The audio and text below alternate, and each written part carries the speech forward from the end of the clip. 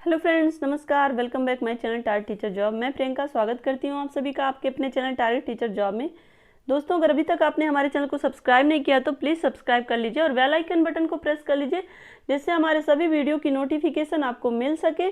दोस्तों, आज हम देखेंगे लेक्चर नंबर 3 और इसमें हम लोग देखेंगे जननांकी का अर्थ परिभाषा देते हुए इसके क्षेत्र की विवेचना कीजिए। दोस्तों, इसके पहले हम लोग पढ़ चुके हैं जनसंख्या शिक्षा का अर्थ और परिभाषा, और उसके उद्देश्य भी हमने देखा था। और इसके बाद हमने देखा था जनसंख्या शिक्षा का महत्व और आवश्यकता। ये दो क्वेश्चन हमने आपके इसके पहले यानी कि लेक्चर नंबर 1 लेक्चर नंबर 2 में देखा था। और इसके बाद हम देख रहे हैं जननांकी और का अर्थ एवं परिभाषा और इसके क्षेत्र की विवेचना करनी है। तो देखते हैं इसका उत्तर क्या होगा। किसी क्षेत्र विशेष में किसी दिए गए समय में जनसंख्या में आकार परिवर्तन को जनसंख्या वृद्धि कहा जाता है। जनसंख्या वृद्धि का क्या मतलब यहाँ पे बता रहा है कि किसी क्षेत्र विशेष में और उस क्षेत्र विशेष में और एक विशेष समय में, मतलब एक निश्चित समय में जनसंख्या में जो वृद्धि होती है उसको क्या कहते हैं? जनसंख्या वृद्धि कहते हैं। जनसंख्या की यह वृद्धि धनात्मक और ऋणात्मक दोनों हो सकती है। मतलब दोनों इसलिए हो सकती है क्योंकि वहाँ की जलवायु के ऊपर निर्भर करता है कि वो जो अगर अनुकूल जलवायु रहेगी तो वहाँ पे जनसंख्या की वृद्धि होगी, लेकिन अगर प्रतिकूल जलवायु है, प्रतिकूल प्रकृति है, तो वहाँ पे जो जनसंख्या की वृद्धि होगी वो घट जाएगी। मानव सदैव मानवीय जनसंख्या के आकार एवं विशेषताओं को जानने का इच्छुक रहा है। वह प्राचीन काल से ही जनसंख्या विषय के संबंध में अध्ययन करता आ रहा है, लेकिन प्राचीन काल के जनसंख्या विषयक अध्ययन और वर्तमान काल में जनसंख्या विषयक अध्ययन में पर्याप्त अंतर आपको देखने को मिलेगा। धीरे धीरे आपकी टेक्नोलॉजी चेंज हो रही है, तो हर चीज़ में पहले की चीज़ों में और आज की चीज़ों में अंतर तो होगा ही। मानव जहाँ प्राचीन काल में जनसंख्या के आधार, वितरण और संयोजन के संबंध में अध्ययन करता आया है, वहीं वर्तमान काल में जनसंख्या के अध्ययन में अनुमानिक, सांख्यिकीय तथा गणितीय पहलुओं का समावेश हो गया है। पहले क्या थी जनसंख्या? जब लोग जनसंख्या के बारे में जानते थे तो कैसे जानते थे? वितरण और संयोजन के संबंध में। लेकिन आज क्या है? आज अध्ययन में अनुमानिक, सांख्यिकीय और गणितीय पहलुओं का समावेश हो गया है। ये दोनों अंतर है, जिसके परिणाम स्वरूप जनसंख्या संबंधी अध्ययन का विस्तार अब पर्याप्त हो चुका है। इसी कारण से अब इस विषय को जननांकिकी के नाम से जाना जाता है। कहने का सेंस ये है कि पहले की जो जनसंख्या होती थी उसका जो अध्ययन किया जाता था वो कहीं ना कहीं उसको एक आधार, वितरण और संयोजन के संबंध में अध्ययन करते थे। लेकिन आज जो है जनसंख्या का कैसे अध्ययन करते हैं, वो एक अनुमानिक है और सांख्यिकीय तथा गणितीय पहलुओं को समावेश करके उसका अध्ययन करते हैं। तो इस तरह से दोनों में डिफरेंस हो जाता है। यही डिफरेंस जो आज की जनसंख्या को जानने के लिए है उसको हम कहते हैं जननांकिकी।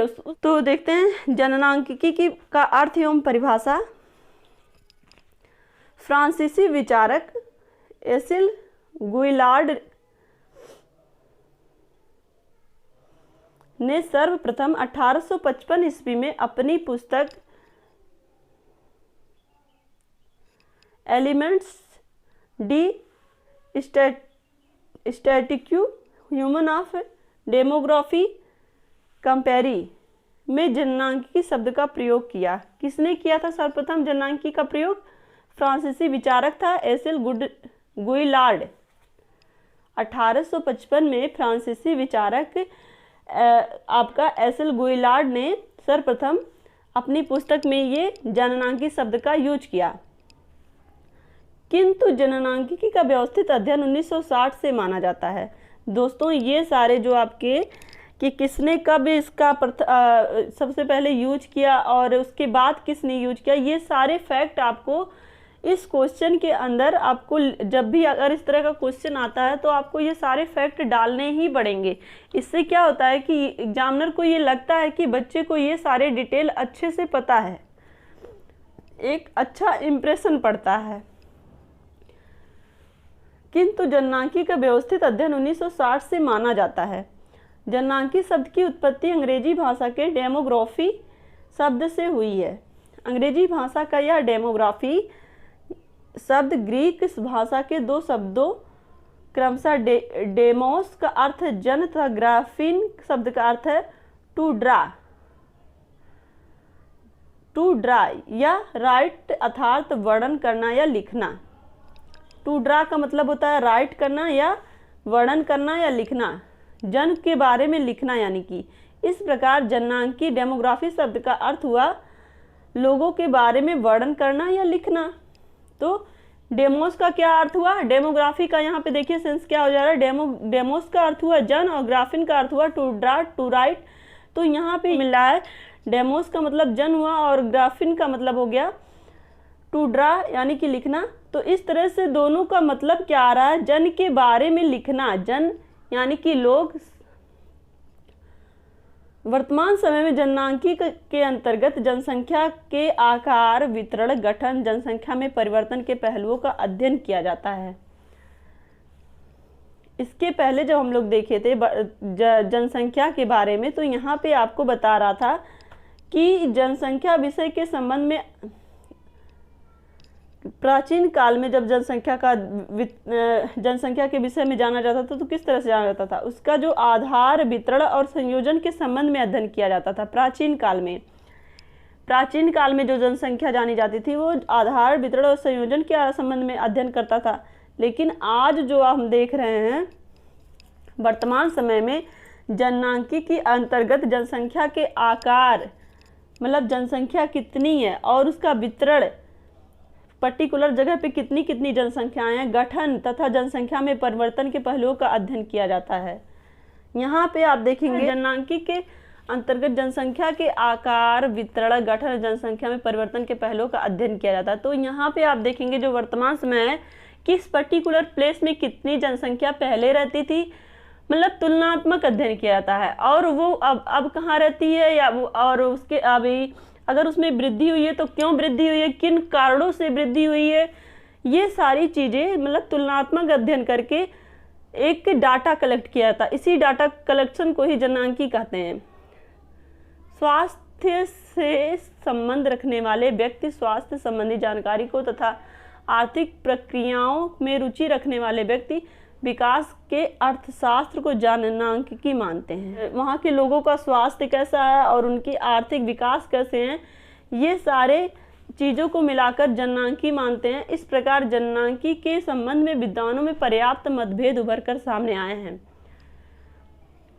देखिए कुछ लोग वहाँ की जो आर्थिक व्यवस्था है उसको पर्टिकुलर प्लेस में जो जनसंख्या रह रही है उसका जो वितरण है, उसकी जो आर्थिक व्यवस्था है उस व्यवस्था के आधार पर ही जननांकी निकालते। इन मतभेदों को दृष्टिगत रखते हुए जननांकी की परिभाषा को दो भागों में वर्गीकृत किया गया। मतलब कुछ जो विद्वान थे वो उनके आर्थिक व्यवस्था के आधार पर पर्टिकुलर जगह पे जो भी व्यवस्थाएं हैं, विकास जिस तरह से, उसके आधार पर वो जननांकी को दिखाते हैं। और कुछ जो विद्वान हैं वो ये कहते हैं कि वर्तमान में जो विद्वान है वो ये कहते हैं कि आकार, वितरण और गठन जनसंख्या में जो भी परिवर्तन आए हैं, किन कारणों से आए हैं, उसके आधार पर वो जनसंख्या यानी कि जननांकी को निकालते हैं। अलग अलग आधार पे वो जननांकी को निकाल रहे हैं। कोई आर्थिक विकास के आधार पर निकाल रहा है तो कोई उनके वृद्धि के आधार पर भी निकाल रहा है। इन मतभेदों को दृष्टिगत रखते हुए जननांकी की परिभाषा को दो भागों में बांटते हैं। पहला है जननांकिकी का संकुचित दृष्टिकोण। देखते हैं इसमें क्या है। जननांकी का संकुचित दृष्टिकोण रखने वाले विद्वानों में हाउजर, डंकन, DC व्हिपल और WG बार्कले लेविस का नाम अग्रणी है। जननांकी का व्यापक दृष्टिकोण। दोस्तों ये जो जननांकी का संकुचित दृष्टिकोण है, जननांकी का व्यापक दृष्टिकोण रखने वाले जो भी विद्वान हैं, इनके आप नाम थोड़ा सा ध्यान दीजिएगा, एक बार अच्छे से लर्न कर लीजिएगा, जिससे ये रहता है ना कि आप जब डाटा दिखाते हो कि क्या क्या कौन किसने कब, जैसे आपने इसके पहले हमने देखा था कि डेमोग्राफी शब्द का यूज किसने कब किया, और उसके बाद ये जननांकी का संकुचित दृष्टिकोण और जननांकी का व्यापक दृष्टिकोण। तो ये जिसने भी जो भी जिसके बारे में बताए, ये सारी चीज़ें आप एक बार अपने माइंड में सेट कर लीजिए, जिससे ये होता ना कि एग्ज़ाम में जब भी आप अपनी लिखते हैं तो इसमें आपको सारी चीज़ें क्लियर करके जब लिखते हैं तो उसका एग्जामिनर के ऊपर अच्छा प्रभाव पड़ता है। आधुनिक युग में संकुचित और व्यापक दृष्टिकोण से ध्यान हटाते हुए जननांकी के संबंध में वैज्ञानिक दृष्टिकोण पर अधिक बल दिया जाने लगा है। जननांकी के अर्थ को अधिक स्पष्ट करने के लिए निम्नलिखित परिभाषाएं दी जा रही हैं और अच्छे से हम लोग जननांकी को जानेंगे परिभाषाओं के थ्रू।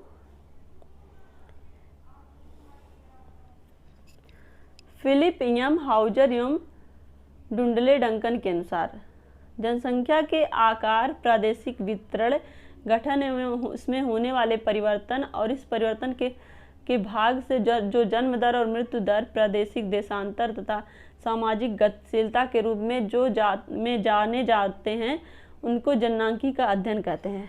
देखिए यहाँ पे बहुत ही क्लियर बताया गया है कि जनसंख्या का आकार, किसी भी पर्टिकुलर प्लेस में जो जनसंख्या का आकार है और उस प्रादेशिक वितरण, जिस तरह उस पर्टिकुलर जगह पे कितने लोग रहते हैं और उसमें जो भी उनकी आवश्यकता किस तरह से वितरित हो रही है, गठन एवं उनके होने वाले परिवर्तन यानी कि जन्म दर और मृत्यु दर किस तरह से है, अनुकूल जलवायु से जन्म दर और मृत्यु दर में भी जो वहाँ की जो पर्टिकुलर वहाँ उस प्रदेश की जो जलवायु है उसमें भी जन्म दर और मृत्यु दर में कुछ ना कुछ अंतर होता है।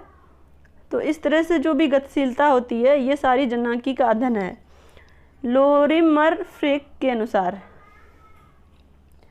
व्यापक अर्थ में जननांकी के अंतर्गत जननांकी विश्लेषण एवं जनसंख्या अध्ययन दोनों ही सम्मिलित हैं। जननांकी के व्यापक अध्ययन के अंतर्गत जनसंख्या के गुणात्मक एवं गणनात्मक दोनों ही पक्ष सम्मिलित हैं। तीसरा देखते हैं जीसी विपिल के अनुसार जननांकी वह विज्ञान है जो सांख्यिकीय पद्धति द्वारा मानव पीढ़ी, उसके विकास एवं ह्रास एवं मृत्यु आदि का व्यवस्थित अध्ययन करता है। यहाँ देखिए कितनी क्लियर बात कही गई है कि जननांकी वो विज्ञान है जिसके अंतर्गत सांख्यिकीय आंकड़े कलेक्ट किए जाते हैं। क्या किए जाते हैं? और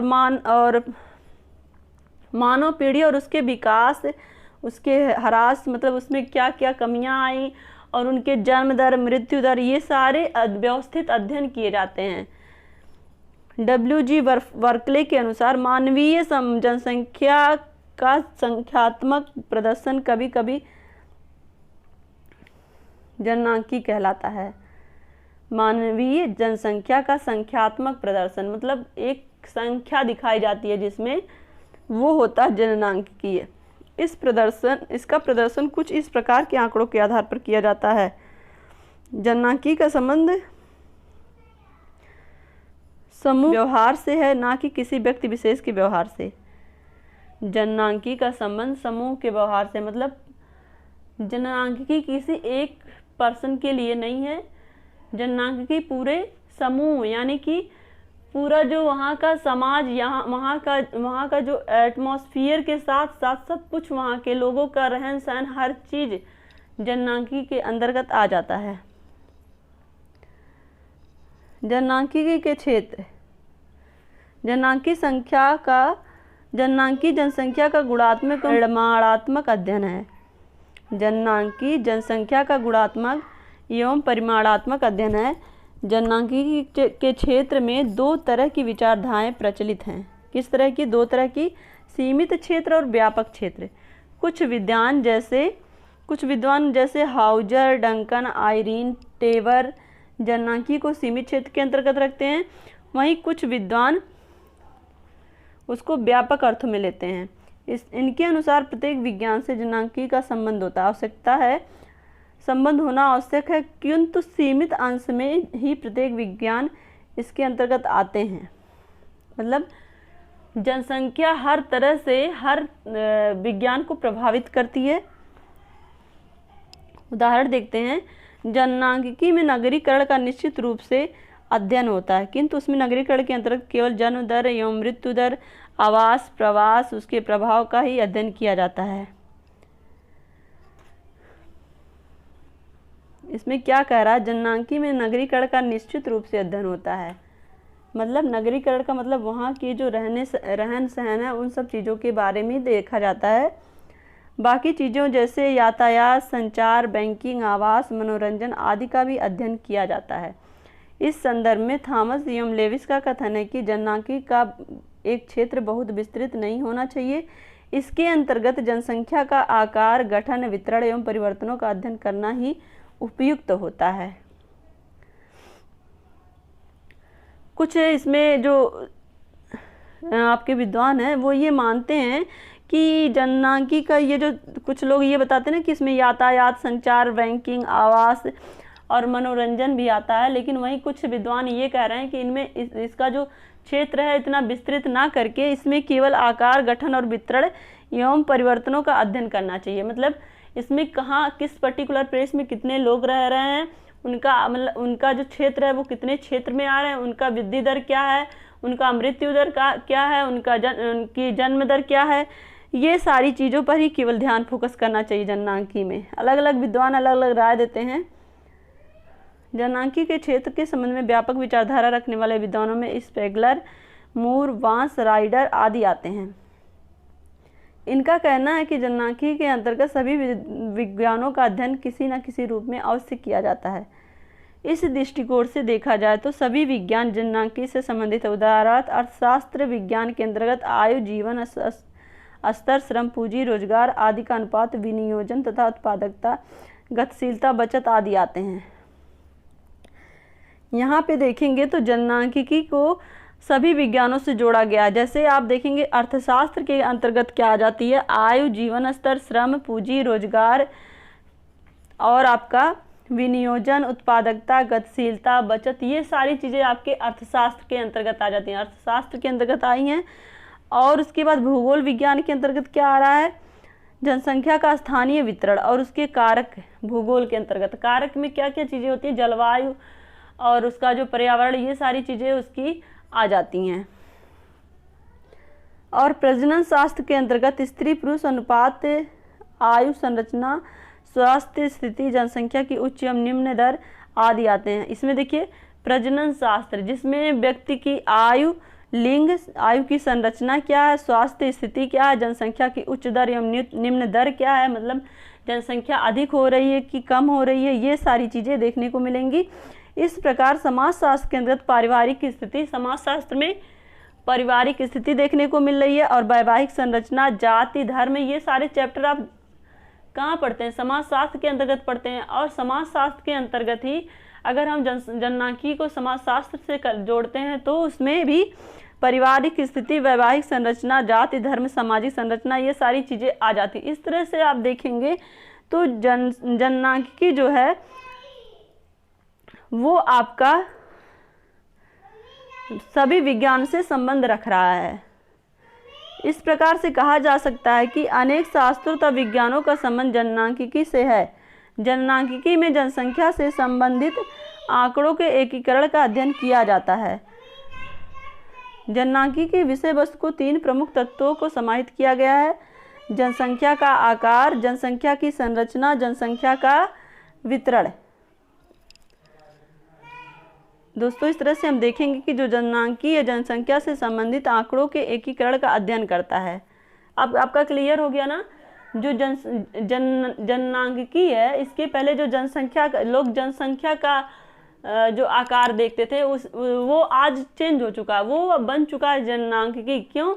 क्योंकि अब आपका जो जनसांख्यिकी इसलिए बन गया है क्योंकि अब यहाँ पे जनसंख्या का आकार, संरचना और वितरण एक वैज्ञानिक ढंग से देखा जा रहा है, जिसमें सांख्यिकी का भी यूज हो रहा है, गणितीय और सांख्यिकी चीज़ों का भी यूज हो रहा है। देखिए इसमें क्या दे रहा है, इसमें पहला आपका दे रहा है जनसंख्या का आकार यानी कि साइज ऑफ पॉपुलेशन। जनसंख्या के आकार के अंतर्गत किसी राजनैतिक या भौगोलिक क्षेत्र में निवास कर रही जनसंख्या की मात्रा का अध्ययन किया जाता है। इसके अंतर्गत जनसंख्या के पूर्व, वर्तमान और भविष्यगत स्वरूप की तुलनात्मक अध्ययन किया जाता है। दोस्तों ये देखिए, ये चीज़ हम आपको पहले ही बता रहे थे कि जो जनसांख्यिकी होता है वो आज की जनसंख्या को देख रहा है और उसमें क्या है, आपको तुलनात्मक अध्ययन किया जाता है। मतलब किसी पर्टिकुलर प्लेस में पहले जनसंख्या कितनी थी और आज कितनी है, और भविष्य में जो भौगोलिक स्थिति है उसके आधार पर कितनी जनसंख्या हो सकती है, उसी जनसंख्या, अगर जनसंख्या ज़्यादा हो रही है तो उसको जनसंख्या विस्फोट कहेंगे।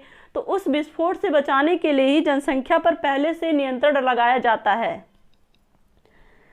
तो इसमें यह तुलनात्मक अध्ययन देखने को मिलता है। यह जानने की कोशिश की जाती है कि किसी क्षेत्र विशेष में कितने व्यक्ति निवास कर रहे हैं। जनसंख्या का आकार मुख्यतः दो तत्वों यानी कि जन्म और मृत्यु दर से प्रभावित होता है। अधिक जन्म दर होगी तभी जनसंख्या आपकी बढ़ेगी, और कम मृत्यु दर होगी तब भी जनसंख्या आपकी बढ़ेगी। तो जन्म दर और मृत्यु दर का जो संतुलन है वो बनाए रखना जरूरी है। आज आप देखेंगे टेक्नोलॉजी की वजह से तमाम तरह के आपके बीमारियों से लड़ने के लिए टीके बन गए हैं, जिसकी वजह से अब लोग, जो बीमारी कम लोगों को पकड़ती है, जिसकी वजह से उनकी जो मृत्यु दर है उसमें कमी आई है। तो जब मृत्यु दर में कमी आएगी और जन्म दर में वृद्धि होगी तो जनसंख्या का जो स्तर होगा यानी कि जनसंख्या की जो वृद्धि होगी वो धीरे धीरे बढ़ेगी। तो जो जनसंख्या की वृद्धि को तो ही रोकना ही आज की आवश्यकता है। इसमें जनसंख्या के आकार, इतिहास, वर्तमान स्थिति तथा भविष्य में जनसंख्या के अनुमान लगाए जाते हैं। हम लोगों ने क्या पढ़ा था इसमें? जनसंख्या का आकार पढ़ा था। जनसंख्या की संरचना देखते हैं। जनसंख्या की संरचना से तात्पर्य जनसंख्या के उन तत्वों से है जिससे मिलकर जनसंख्या बनी है। जनसंख्या का आकार हम लोग पढ़ चुके हैं, अब जनसंख्या की संरचना देखते हैं। तो इसमें जननांकी का दूसरा महत्वपूर्ण विषय है, इसकी संरचना, मतलब जनसंख्या किस तरह से बनती है।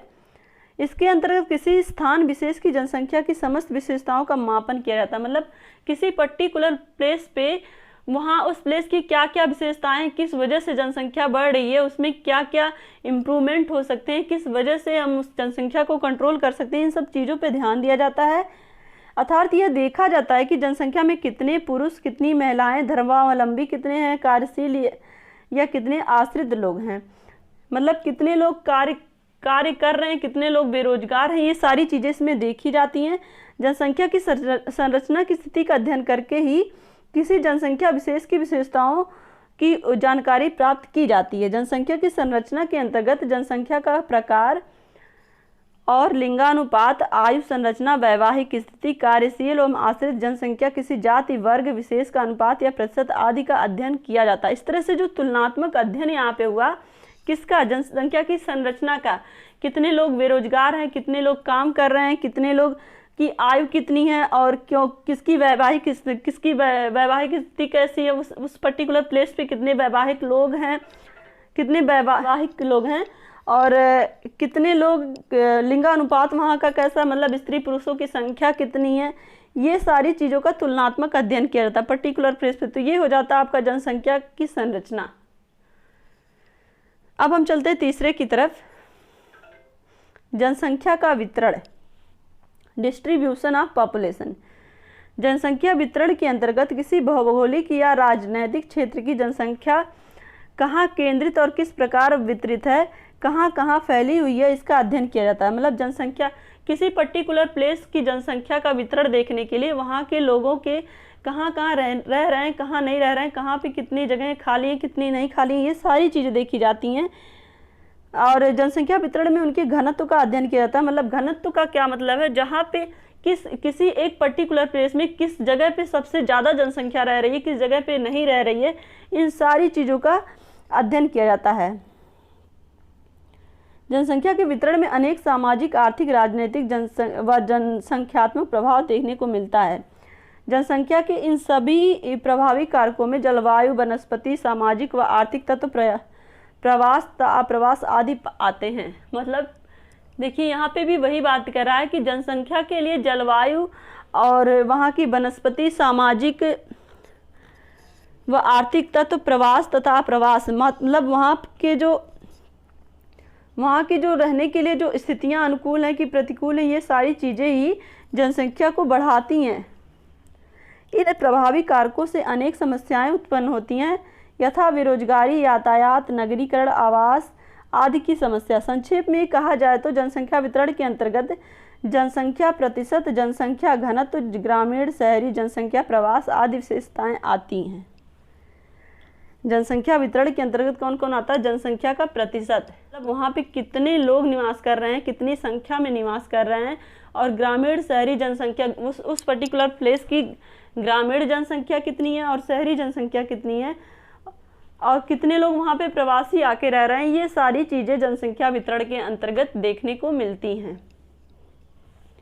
तो दोस्तों, आशा करती हूँ कि आप लोगों को जननांकिकी, ये क्वेश्चन आपको अच्छे से समझ में आया होगा कि जननांकिकी क्या है और जननांकिकी के क्षेत्र क्या हैं। ये सारी चीज़ें हम लोगों ने बहुत ही डीप और क्लियर ढंग से देखी है। अगर ये वीडियो आपको अच्छी लगी हो तो प्लीज़ एक लाइक कर दीजिएगा और अपने दोस्तों के साथ शेयर कर दीजिएगा। हमारे चैनल को प्लीज़ सब्सक्राइब भी कर लीजिए, और हमसे जुड़ने के लिए थैंक यू सो मच। जय हिंद।